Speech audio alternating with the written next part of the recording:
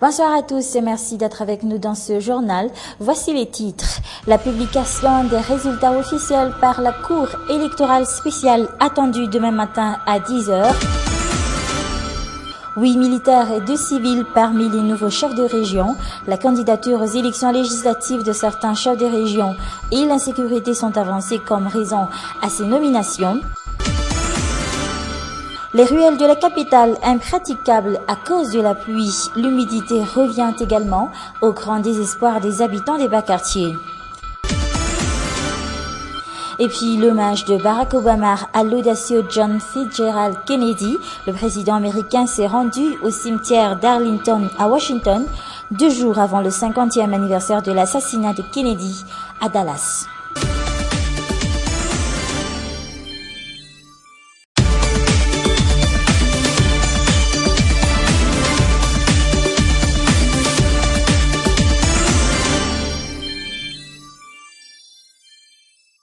Voilà pour les titres. 15 jours après la publication par la Sénite des résultats provisoires du premier tour de l'élection présidentielle, la Cour électorale spéciale devra annoncer les résultats officiels demain. Selon le programme établi par cette entité, la cérémonie officielle se déroulera à Mbouida en son siège à partir de 10h. La CES, qui a reçu une centaine de requêtes, auront-elles un impact sur les résultats provisoires sortis par la Sénite? Ces résultats qui envoient pour l'instant Erazon Armapian et Jean-Louis Robinson au second tour avec 5% d'écart. On en saura un peu plus demain. Et justement, des troubles sont à craindre demain, date prévue par la CES pour la publication de ces résultats officiels. Selon les forces de l'ordre, des tracts annonçant d'éventuels troubles sont maintenant en circulation dans la capitale. Les forces de l'ordre prendront ainsi les précautions nécessaires demain en cas de débordement. Comme je le disais hier dans notre édition, le Conseil des ministres vient de nommer 10 nouveaux chefs de région, des nominations qui interviennent dans les régions où les détenteurs de ce poste se sont portés candidats aux législatives. Dans d'autres cas, les nouveaux chefs de région ont été choisis en fonction de leur capacité à rétablir la sécurité. Mampiona Valson et Yves Chanel. Le communiqué du Conseil des ministres est clair. La candidature aux élections législatives de certains chefs de région, les événements en matière d'insécurité et le contexte politique actuel ont amené à ces nominations de nouveaux chefs de région dans 10 régions de la Grande Île. Ainsi, 8 d'entre eux sont issus de l'armée et 2 des administrateurs civils. Parmi les limogés, Georges Mandeatsar, à la tête de la région Vadva-Fitvnan, remplacé par le général Rangiamarlou Jean-Félix. Dans les régions où l'insécurité prévaut, comme dans l'Anous, Guillaume Venance Rangiate Fiarsan est remplacé par un colonel, Raouvelsan Fanmez en Israël. Pour la région Antimouanjefan, Tim Benari est remplacé par un autre général, Robert. Peloun Naman, à la tête de la région Atimouatsnanan, est remplacé par le général Ranefsan David. Le colonel Maïevalaz remplace Romuald Bézard de la région Diana. Un autre colonel, Eribak Jano, est nommé à la tête de la région Yourmé en remplacement à Louis-Joseph Rakoutoir-Mav. Le colonel Voissan Mitouvsou remplace Tata Falemangatiou Foulake, l'ex-chef de région de Mélak. Le colonel Serge Elio prend la place de Manamb de la région Sofia, tandis que Mananzar Lucien, un administrateur civil, est maintenant à la tête de la région Sava en remplacement à Abdillah. Et Alain Avimb de la région Atsnan est remplacé par un autre administrateur civil en la personne de Talata Michel. Autre raison évoquée pour justifier ces nominations, assurer la sécurité pendant la période électorale, c'est-à-dire le second tour et les législatives jumelées du 20 décembre prochain. Une partie des étudiants de l'université de Malzang sont en grève depuis hier. La répartition des cités universitaires pose problème et est à l'origine de cette grève. Pour l'instant, aucun débordement n'est signalé dans la cité des Fleurs. Ces étudiants exigent par contre une rencontre avec le président de l'université pour discuter de ce problème. L'humidité revient avec la pluie qui ne cesse de tomber depuis 4 jours dans la capitale. Les ruelles sont maintenant impraticables à cause de la boue et les flaques d'eau. Comment les riverains s'en sortent-ils au quotidien avec ces désagréments? Une enquête de Suramian Chouf et de Zaran Diansou.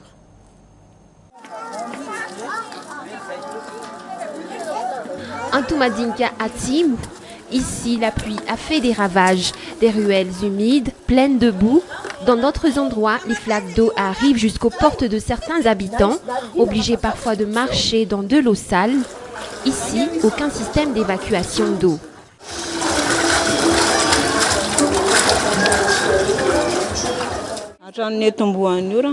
Cela fait maintenant une semaine que ces flaques d'eau sont là. Tout le monde doit passer par là. Pour cette mère de famille, l'humidité s'invite même chez elle.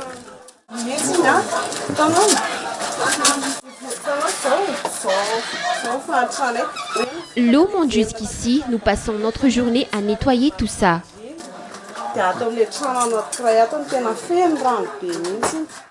Aujourd'hui, le canal d'Andjiatan ne sert plus à rien. Il est totalement bouché par les déchets. Les bordures servant à empêcher les eaux usées sont presque détruites.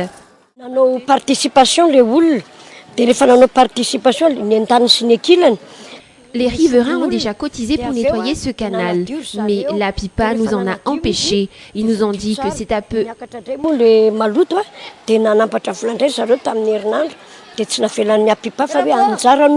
Ils nous ont dit que c'est à eux de faire ça, mais rien n'a changé.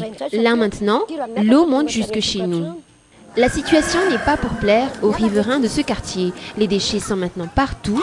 Ici, on craint fort l'apparition des épidémies. Comment occuper les enfants pendant la pause de mercredi après-midi? Beaucoup de parents sont à court d'idées, mais pour les jeunes, ils ne cherchent pas loin. Faire de la danse en groupe dans les lieux publics est une option pour se distraire un peu tous les mercredis après-midi. Une enquête réalisée par Dina Jamampiaton et Zaran Diansou. Un mercredi après-midi, un moment de répit pour les élèves. Ici, à Analakeli, une bande d'amis s'offre un peu de détente. Vula fait partie du groupe, un peu de breakdance pour s'amuser entre amis. Le breakdance, un style de hip-hop très en vogue, elle l'a adopté il n'y a pas si longtemps, mais déjà, elle semble apprécier ce qu'elle fait. Pour l'instant, je suis là pour observer les autres. Je sais faire ça, mais j'attends encore un peu avant de me lancer totalement. Chaque mercredi après-midi, le devant de ce centre culturel français se transforme en une véritable scène ouverte pour les amateurs de hip-hop. On fait du breakdance tous les jours. Des bandes de jeunes arrivent ici pour danser et quand il y a un événement qui se prépare, on est parfois en surnombre car c'est ici qu'on s'entraîne.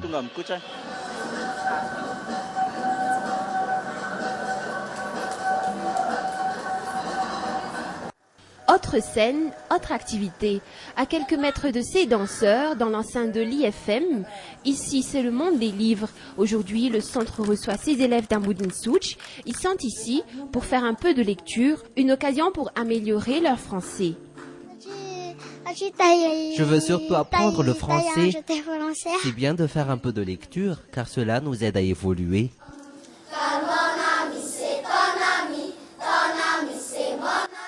S'adonner à la lecture, une autre forme de loisir très enrichissante. Pour cet écrivain de livres pour enfants, elle reste convaincue que le livre est irremplaçable.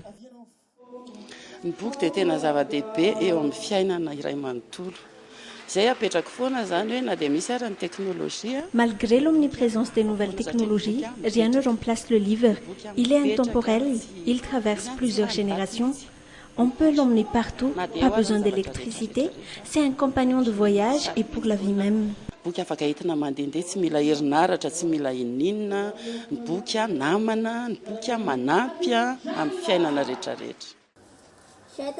maman, il y a là de l'eau bouillie. À chacun son loisir pour passer un bon mercredi après-midi, une petite pause avant de reprendre les cours. Après 3 jours de traque, la police de Paris a mis fin à la cavale du tireur présumé des coups de feu qui ont blessé un assistant photographe du journal Libération. On connaît désormais son identité. Adil Hakim Dekar, 52 ans, déjà condamné dans une affaire de fusillade qui avait fait 5 morts en 1994. France 24. C'est dans ce parking souterrain de Bois-Colombes, près de Paris, qu'Abdel Hakim Dekar a donc été retrouvé. Un homme qui l'hébergeait occasionnellement a contacté la police après avoir reconnu le suspect sur ces images largement diffusées dans les médias. Immédiatement, les forces de l'ordre se sont rendues sur place et l'ont trouvé dans une voiture. Lorsque nous avons pu neutraliser, ouvrir la voiture et neutraliser la personne, nous avons vu qu'il était dans un état de semi-inconscience et nous avons fait appel au secours parce que, avant tout, il fallait préserver sa vie. L'homme aurait en effet voulu mettre fin à ses jours en absorbant des médicaments. Tout semble montrer qu'il a effectivement tenté de se suicider. En tout cas, il ne s'est pas suicidé puisque c'était très important pour connaître évidemment tous les faits, la vérité. Transféré à l'hôpital, il se trouve actuellement en garde à vue médicalisée. Les résultats de l'analyse ADN ont déjà parlé. L'échantillon du suspect correspond aux empreintes retrouvées sur les scènes de crime. En 1998, Abdel Hakim Dekar avait été condamné à 4 ans de prison pour association de malfaiteurs dans l'affaire Ray Maupin, au cours de laquelle 5 personnes étaient mortes. Il serait ensuite parti vivre à l'étranger et n'avait plus fait parler de lui jusqu'à ces derniers jours. Barack Obama et Bill Clinton, 2 présidents démocrates, ont rendu hommage à John Fitzgerald Kennedy mercredi au cimetière militaire d'Arlington à Washington. Les 2 démocrates, accompagnés de Michelle Obama et d'Hillary Clinton, ont déposé une large couronne de fleurs bleues et blanches près de la flamme qui marque l'emplacement des restes du 35e président des États-Unis. Ce geste intervient 2 jours avant la date anniversaire, le 22 novembre, de la mort tragique de JFK, assassiné en 1963 à Dallas, au Texas. Et c'est la fin de cette édition. Merci à vous de l'avoir suivi jusqu'à la fin. Je vous souhaite de passer une excellente soirée en notre compagnie. Au revoir.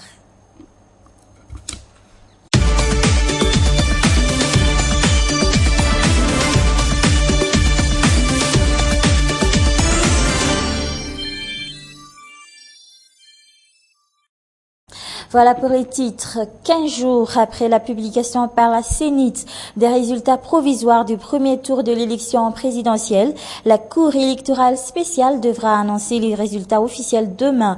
Selon le programme établi par cette entité, la cérémonie officielle se déroulera à Mbouida en son siège à partir de 10h. La CES, qui a reçu une centaine de requêtes, auront-elles un impact sur les résultats provisoires sortis par la CENIT? Ces résultats qui envoient pour l'instant Erazon Armapian et Jean-Louis Robinson au second tour avec 5% d'écart. On en saura un peu plus demain. Et justement, des troubles sont à craindre demain, date prévue par la CES pour la publication de ces résultats officiels. Selon les forces de l'ordre, des tracts annonçant d'éventuels troubles sont maintenant en circulation dans la capitale. Les forces de l'ordre prendront ainsi les précautions nécessaires demain en cas de débordement. Comme je le disais hier dans notre édition, le Conseil des ministres vient de nommer 10 nouveaux chefs de région, des nominations qui interviennent dans les régions où les détenteurs de ce poste se sont portés candidats aux législatives. Dans d'autres cas, les nouveaux chefs de région ont été choisis en fonction de leur capacité à rétablir la sécurité. Mampiona Valson et Yves Chanel. Le communiqué du Conseil des ministres est clair. La candidature aux élections législatives de certains chefs de région, les événements en matière d'insécurité et le contexte politique actuel ont amené à ces nominations de nouveaux chefs de région dans 10 régions de la Grande Île. Ainsi, 8 d'entre eux sont issus de l'armée et 2 des administrateurs civils. Parmi les limogés, Georges Mandeatsar, à la tête de la région Vadva-Fitvnan, remplacé par le général Rangiamarlou Jean-Félix. Dans les régions où l'insécurité prévaut, comme dans l'Anous, Guillaume Venance Rangiate Fiarsan est remplacé par un colonel, Raouvelsan Fanmez en Israël. Pour la région Antimouanjefan, Tim Benari est remplacé par un autre général, Robert. Beloun Naman, à la tête de la région Antimouatsnanan, est remplacé par le général Ranefsan David. Le colonel Maïva Laz remplace Romuald Bézard de la région Diana. Un autre colonel, Heribak Jano, est nommé à la tête de la région Yourmé en remplacement à Louis-Joseph Rakoutoir-Mav. Le colonel Voissan Mitouvsou remplace Tata Falemangatiou Foulake, l'ex-chef de région de Mélak. Le colonel Serge Elio prend la place de Manamb de la région Sofia, tandis que Mananzar Lucien, un administrateur civil, est maintenant à la tête de la région Sava en remplacement à Abdillah. Et Alain Mahavim de la région Atznan est remplacé par un autre administrateur civil en la personne de Talata Michel. Autre raison évoquée pour justifier ces nominations, assurer la sécurité pendant la période électorale, c'est-à-dire le second tour et les législatives jumelées du 20 décembre prochain. Une partie des étudiants de l'université de Mazang sont en grève depuis hier. La répartition des cités universitaires pose problème et est à l'origine de cette grève. Pour l'instant, aucun débordement n'est signalé dans la cité des Fleurs. Ces étudiants exigent par contre une rencontre avec le président de l'université pour discuter de ce problème. L'humidité revient avec la pluie qui ne cesse de tomber depuis 4 jours dans la capitale. Les ruelles sont maintenant impraticables à cause de la boue et les flaques d'eau. Comment les riverains s'en sortent-ils au quotidien avec ces désagréments? Une enquête de Suramian Chouf et de Zaran Diansou.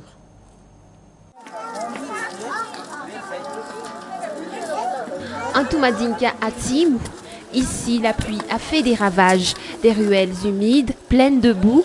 Dans d'autres endroits, les flaques d'eau arrivent jusqu'aux portes de certains habitants, obligés parfois de marcher dans de l'eau sale. Ici, aucun système d'évacuation d'eau.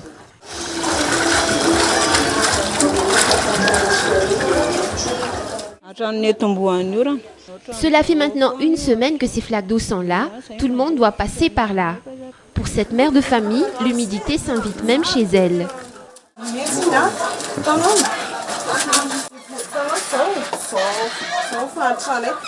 L'eau monte jusqu'ici, nous passons notre journée à nettoyer tout ça.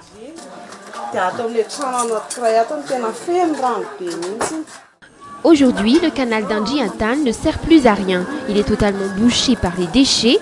Les bordures servant à empêcher les eaux usées sont presque détruites.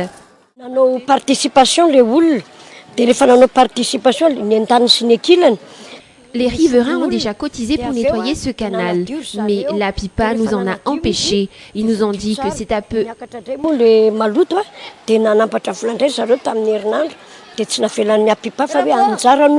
Ils nous ont dit que c'est à eux de faire ça, mais rien n'a changé. Là maintenant, l'eau monte jusque chez nous. La situation n'est pas pour plaire aux riverains de ce quartier. Les déchets sont maintenant partout. Ici, on craint fort l'apparition des épidémies. Comment occuper les enfants pendant la pause de mercredi après-midi? Beaucoup de parents sont à court d'idées, mais pour les jeunes, ils ne cherchent pas loin. Faire de la danse en groupe dans les lieux publics est une option pour se distraire un peu tous les mercredis après-midi. Une enquête réalisée par Dina Jamampiatoun Inzaran Diansour. Un mercredi après-midi, un moment de répit pour les élèves. Ici, à Analakeli, une bande d'amis s'offre un peu de détente. Voula fait partie du groupe, un peu de breakdance pour s'amuser entre amis. Le breakdance, un style de hip-hop très en vogue, elle l'a adopté il n'y a pas si longtemps, mais déjà, elle semble apprécier ce qu'elle fait. Pour l'instant, je suis là pour observer les autres. Je sais faire ça, mais j'attends encore un peu avant de me lancer totalement. Chaque mercredi après-midi, le devant de ce centre culturel français se transforme en une véritable scène ouverte pour les amateurs de hip-hop. On fait du breakdance tous les jours. Des bandes de jeunes arrivent ici pour danser et quand il y a un événement qui se prépare, on est parfois en surnombre car c'est ici qu'on s'entraîne.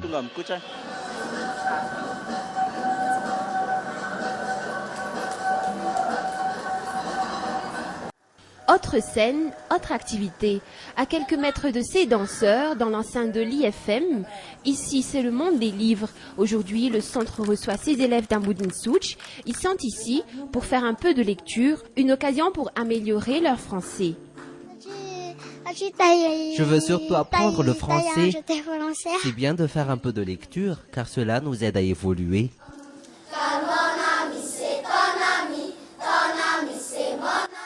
S'adonner à la lecture, une autre forme de loisir très enrichissante. Pour cet écrivain de livres pour enfants, elle reste convaincue que le livre est irremplaçable.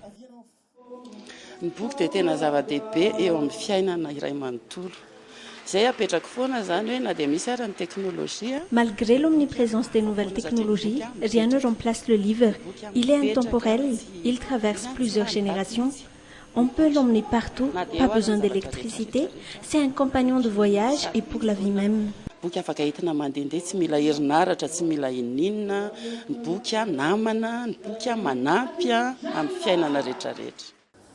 C'est très sauf, maman. Il y a là de l'eau bouillie. À chacun son loisir pour passer un bon mercredi après-midi, une petite pause avant de reprendre les cours.